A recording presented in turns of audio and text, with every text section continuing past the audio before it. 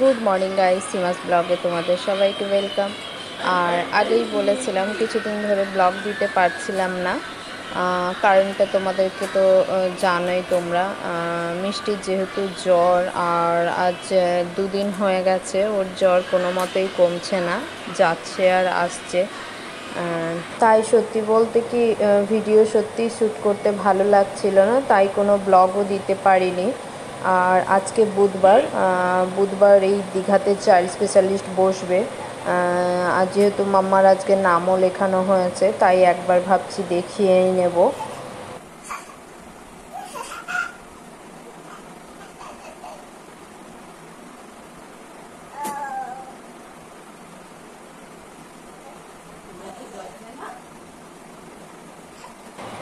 আমি একটু সকাল সকাল উঠে গেছি, কারণ ডিউটিও যাওয়া আছে। তো সেই জন্য সকালে উঠে স্নান সেরে পুজো টুজো করে আমি আগে রেডি হয়ে গেছি। আর যেহেতু মাথাটা ভিজিয়েছি, তাই এখনও ড্রেস পরে রেডি হয়নি, মাথাটা একটু শুকিয়ে যাক তারপরে ড্রেস পরবো। আর এখানে মাম্মা যেহেতু সকালে আমি ওকে আগে উঠিয়ে জলটা খাওয়াই, আর আজও সেম দিনের মতোই আজকে ওকে জলটা খাইয়ে নিলাম। সবাইকে বন্ধুরা, তো তোমার ছেলেটা একটু খারাপ হয়েছে মা বাবা, এই যে দেখো মামা। আর এই যে মাম্মার আবার জ্বর এসেছে, আবার এই 100 জ্বর। চলো এবার ওকে একটু ওষুধও খাইয়ে নেবো, নাহলে তো জ্বর ফাঁক দেবে না। সব ভালো, মিষ্টিকে ওষুধ খাওয়াতে যে কি কষ্ট। খাওয়াতেও ভীষণভাবে প্রবলেম, আর ওষুধও সেভাবে কিছু খাওয়াতে পারে না। এই যে শুধু ছুটে ছুটে চলে যাচ্ছে, কোনো রকম মুখটা টিপে ধরে খাওয়াতে হচ্ছে। আর কাদের কাদের বাচ্চাকে এইভাবে ওষুধ খাওয়ানো নিয়ে প্রবলেম আছে, প্লিজ কমেন্ট করে জানিও। আর মিষ্টির এই পুতুলটার নাম টুনি।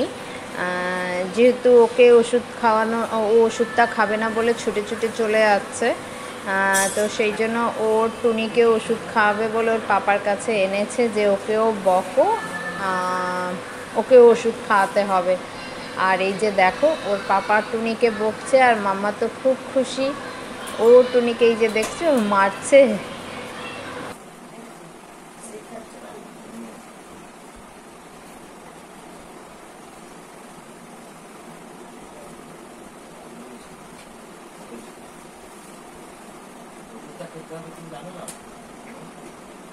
আর আমিও তারপর ওকে এই যে ডপারটা দিলাম টুনিকে ওষুধ খাওয়ানোর জন্য। আর এই যে দেখো ও মুখে দিয়ে এইবার টুনিকেও খাওয়াবে, ওর পাপাকে দেখিয়ে দিচ্ছে আর কি কেমন খাওয়াতে হয়। এই যে ওর পাপার থেকে নিয়ে এবার টুনিকে খাওয়াবে, এই যে টুনিকে খাওয়াচ্ছে।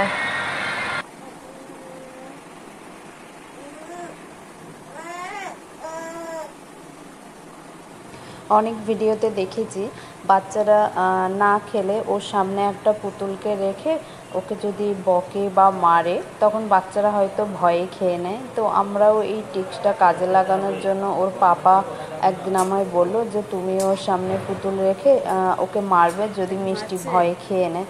ও বাবা, মিষ্টি ভয় পাবে কি, মিষ্টি ঘুরিয়ে আবার ওই পুতুলটাকেই মারতে শুরু করে। তো তেমনই ওষুধ খাওয়ার সময় আজকে ওর পাপা ওকে বলল টুনিকে নিয়ে আসতে। ও বাবা, আনার পর দেখতে পাচ্ছি কি ওর পাপাও টুনিকে বকছে, মাম্মাও টুনিকে বকছে, মারছে। আর সেটা তো তোমরা দেখতেই পাচ্ছ, মাম্মা টুনিকে ধরে মারছে। আর ওর হাতে থার্মোমিটারের কভারটা ও ধরে রেখেছে।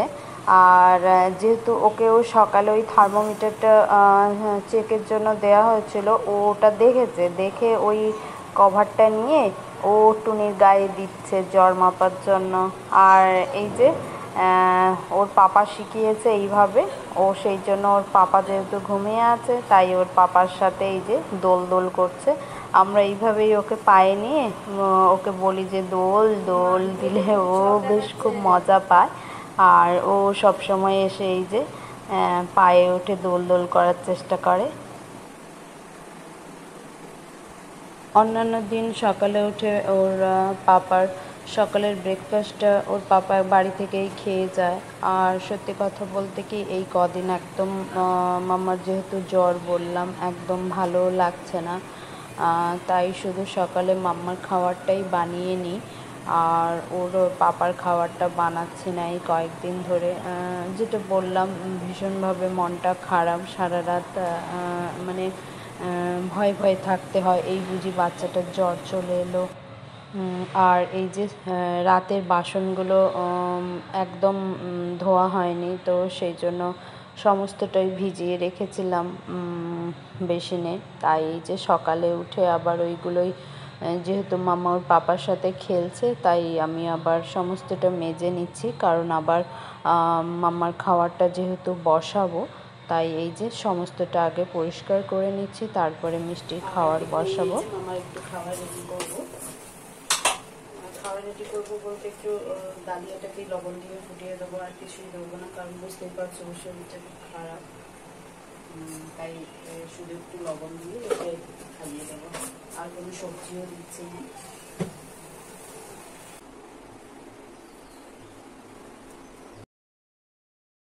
আর অন্যান্য দিন মাম্মার ডালিয়াতে একটু ডাল, সবজি সমস্ত রকম দিয়ে ফুটিয়ে নিই।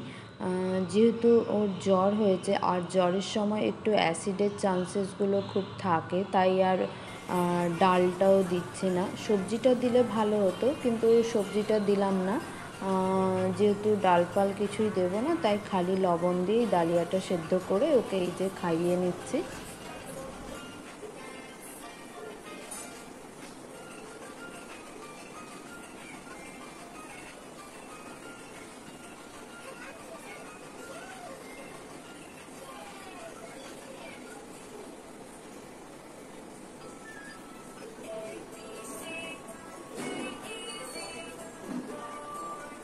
আর মাম্মার এখানে খাওয়া কমপ্লিট হয়ে গেছে, আর ওর বাবা গেছে ফ্রেশ হতে। আসলে আমরা সকালেই স্নান করে রেডি হয়ে যাই, তো ওর পাপাও গেছে ফ্রেশ হতে। আর এখানে মাম্মাকে আমি অলরেডি রেডি করে দিচ্ছি, আর একটু গা হাত পাও মুছিয়ে নিলাম, যেহেতু জ্বরটা এই সময় ফাঁক দিয়েছে, তাই এই যে গা হাত পা একটু মুছিয়ে ওকে জামা পরিয়ে রেডি করে দিলাম। কারণ ওকে আগে রেডি না করে আমরা রেডি হতে পারবো না, কারণ যেহেতু এই মুহূর্তে ঘ্যান ঘ্যান করছে, তাই ওকে আগে রেডি করে নেব।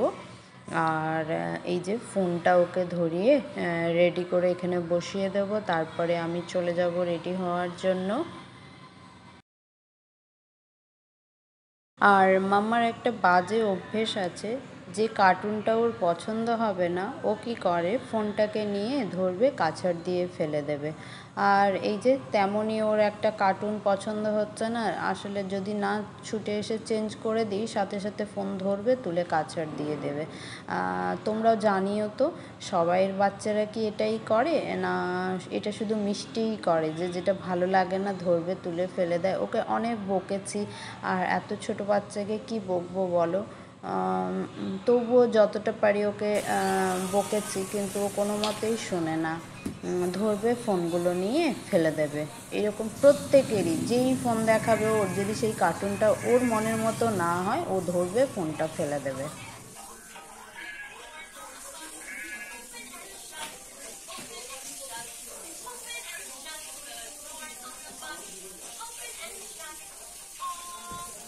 আর এখানে মাম্মা পুরো রেডি হয়ে গেছে, এইবার আমিও চলে যাব রেডি হয়ে যাওয়ার জন্য, কারণ ওর পাপাও রেডি হয়ে নিচ্ছে। টাটা বলে দাও তো মামা, মামা টাটা, টাটা, টাটা। নমো করলো তো মামা, নমো, নমো, হ্যাঁ নমো। এবার আমরা সবাই রেডি হয়ে নিয়েছি, এইবার চলে যাব ডিউটি। আর তোমরা সবাই মিষ্টির জন্য প্রে করো, যাতে মিষ্টি তাড়াতাড়ি সুস্থ হয়ে যায়। চলো টাটা, বাই। নেক্সট ভিডিওর জন্য প্লিজ ওয়েট করো, ততক্ষণ তোমরা ভালো থেকো, সুস্থ থেকো, আর ভালো লাগলে প্লিজ লাইক শেয়ার করো।